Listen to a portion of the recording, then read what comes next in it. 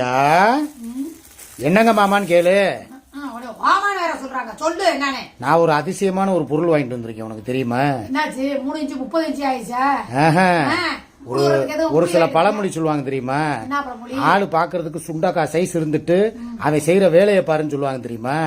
அத மாதிரி நான் வாங்கிட்டு வந்திருக்க பொருள் சுண்டக்கா. இதை மாத்திரம் அப்படியே கொட்டு. சுண்டக்கா தின்னா மட்டும். சுண்டக்கா திங்கிறது எதுக்காக வாங்கிட்டு வந்திருக்கேன்? பிரியாணில போடுறதுக்கு வாங்கிட்டு வந்திருக்கேன். இதெல்லாம் கிராமத்துல கூட கிடைக்காது, அது தெரியுமா? இங்க பாரு, எந்த ஊர்லடா சுண்டக்காய் வச்சு பிரியாணி பண்ணுவாங்க? நீ பண்ற வித்தியாசமா? ஆமா, வித்தியாசமா பண்ண வேண்டியதா புரட்டி போட்டு. கேளு, இந்த சுண்டக்காவோட பலன் என்ன தெரியுமா?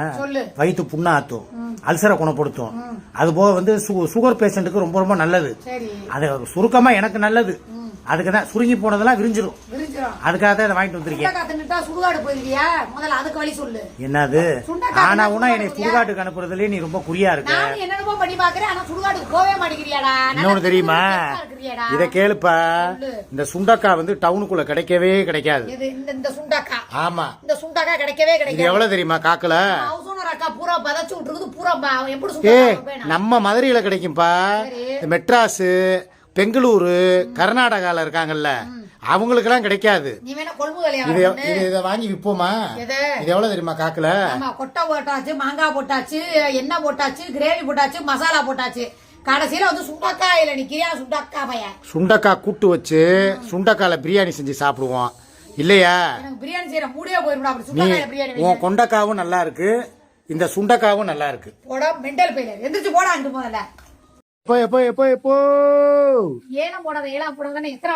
என்ன பண்ணிக்கிட்டு இருக்க இன்னைக்கு? ஏதோ பெசலா எல்லாத்தையும் தூக்கி சிலிண்டரு, அடுப்பு, எல்லா சட்டியும் வெளியே கிடக்க. என்ன விசேஷம்? நம்ம வீட்டுல சாப்பிடறத அடுத்தவங்களுக்கு கொடுத்துட்டு சாப்பிடறதால பசியாருவோம். சரி, நம்ம 4 பேரும் குக்கர்லயே வச்சிருக்கேன். சரி, எங்க அம்மா வேற இல்லாம போனது மனசு ஒரு மாதிரி பொக்குன்னு போச்சு. சரி, என் தோழி வேற சட்டியை வச்சு சாமி கொடுத்து போயிட்டா. சரி, பிரியாணி 5 பேத்துக்கு கொடுத்து அனுப்புன்னு சொல்லிட்டு. அப்ப பிரியாணியா இது? இங்க தொற சட்டிய தொறண்டே. சட்டியவா? சட்டிய திறந்தா எல்லாரும் பாப்பாங்கயா. சட்டி சட்டி ஜட்டி இல்ல, பாத்திரத்தை தொற. பிரியாணி அண்டாவை தொற, நல்லா தொற. ஆஹா, பிரியாணி வெந்துகிட்டு இருக்கு. ஒரு கிண்டு கிண்டி காட்டு. அடாடாடாடா, மனமா இருக்கே. கொடூரமான பிரியாணியா இருக்கும் போல, கோழி பிரியாணி, சிக்கன் பிரியாணி. மதுரை பயலுகடா, பாத்து ரொம்ப குனியாதரா. பாத்து பாத்து. இதுக்கு மேல எல்லாம் இது பண்ண முடியாதியா? இப்ப என்ன பண்ணணும்னா, அரிசியும் தண்ணி அளவா இருக்கும் போது ரொம்ப வேகமா அடுப்பு வைக்க கூடாது. சரி, சரியா? அப்படியே கொஞ்சம் சிம்ல வைக்கணும். சரி, அப்படியே கொதிக்கிறது அப்படியே தம் ஆகி இனிமே வேகணும். சரி, அது என்ன மண்பானை சட்டியில இதுல என்ன வச்சிருக்க? இது என்ன? அது 65 மசாலா கலக்கி வச்சிருக்கேன். சரி, இது கோச்சிட்டு இருக்கேன். அடாடாடாடா, வர வர மண்பானை சமையல் மாதிரி வீட்டுக்கு வெளியவே சமையல் பண்ண ஆரம்பிச்சிட்ட. உள்ள அடுப்படி எட்ட படிக்குதுப்பா. எக்கி எக்கி செய்ய வேண்டியதா இருக்கு. எக்கி எக்கி தான் செய்யணும். வாங்க போற வீடுல எல்லாம் இனிமே ஏன் சைஸ்க்கு அடுப்படி பாக்கணும். எதா இருந்தாலும் எக்கி எக்கி செஞ்சாதான் வேலை ஃப்ரீயா இருக்குப்பா. சரி, அந்த வீடெல்லாம் நீட் ஆயிருச்சு. காத்து வாக்கல உட்காந்துக்கிட்டு அப்படியே செஞ்சோம்னா அந்த வாசம் அங்கிட்டு போயிடும். ஒன்னும் பிரச்சனை இல்ல, நல்லா இருக்கு. நம்ம வீடு வரனால செய்யறதுக்கு என்ன இருக்கு? சரி, பொரிக்கிறதும் பொரிக்கிற நல்லா முருகலா பொரி. இந்த ஒரு பீஸ் எடுத்து காட்டு பாப்போம் வெந்துருச்சான்னு.